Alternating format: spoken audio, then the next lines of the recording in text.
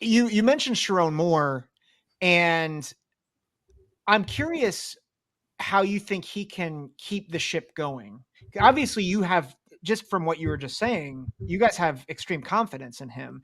Jared, why don't we go to you? How do you see Sherrone Moore continuing the ship going forward?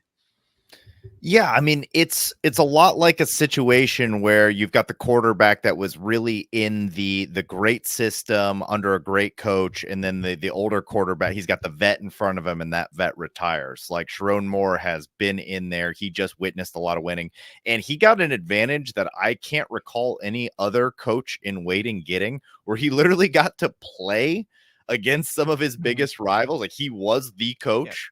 And it wasn't like any sort of, just like Statue of Liberty, just fake position. He was legitimately the coach against Ohio State, against Penn State. And we saw what he was able to do. So getting that, like getting your feet wet instantly in the Big Ten, learning under Jim Harbaugh, being the coach in waiting, being groomed. I think he's a dramatically different coach, like just stylistically. You listen to his interviews and stuff like that. I don't think that it's going to be a direct like 1-to-1 when you compare the Sherrone Moore era to the Harbaugh era. But I think that the important things, the things like that are based around like the strength and conditioning program, in the way that we run our practices and how physical they are, in the way that we recruit, in the sense that we're okay not throwing a giant bag at someone. We want someone that's going to be here for 4 years. That's a little bit more important to us. And that's not like an Ohio State dig. That's just like, I think that that's what Michigan is committed to, is like, it's more important that we get our hands on the right guys, get them into our program, bring them up the right way. And I think that Sherrone Moore will commit to those things whilst being a little bit more of maybe a player's coach, is kind of the impression that I'm getting right there. I can't sit here and say it will be as great as the Jim Harbaugh era. We just don't have enough data for that right now. But the reasons to be encouraged are the wins against, already on his record, he will be credited with those wins, and the just the philosophy, the way it embodies what Michigan wants to do. I mean, we have now kind of started to put into the Michigan lore the 32 runs versus Penn State. Like that's become part of the lore now.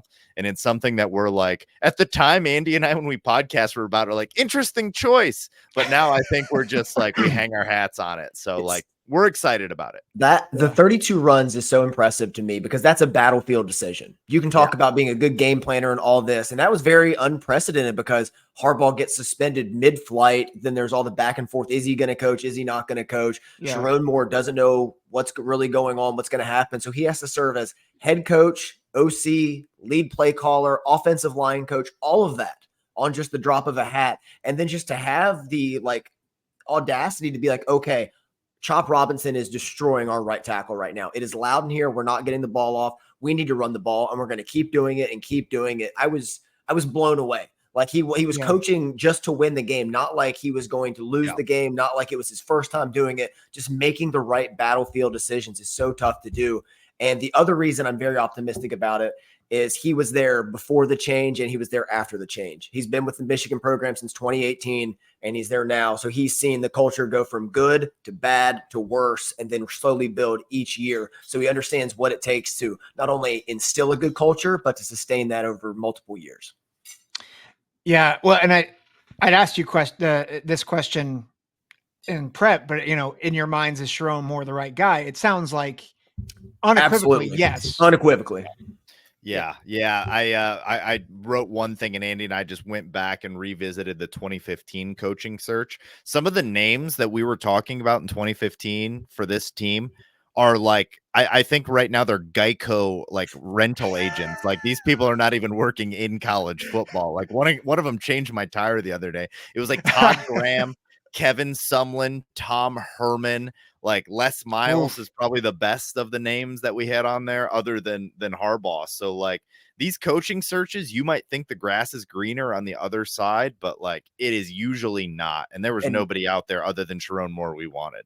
And not to mention, you run the risk of losing so many guys internally to the transfer portal. Like that was the biggest concern, especially on defense and especially with some of the high-end talent that Michigan has. Like Sherrone Moore is so beloved within the program, and if you hire just somebody externally and they're like, oh, hey, Brian Kelly's coming. It's like, oh man, can't wait to start back at 0. So Yeah. I think it was just Exactly. imperative to keep him and just keep the train going on the tracks.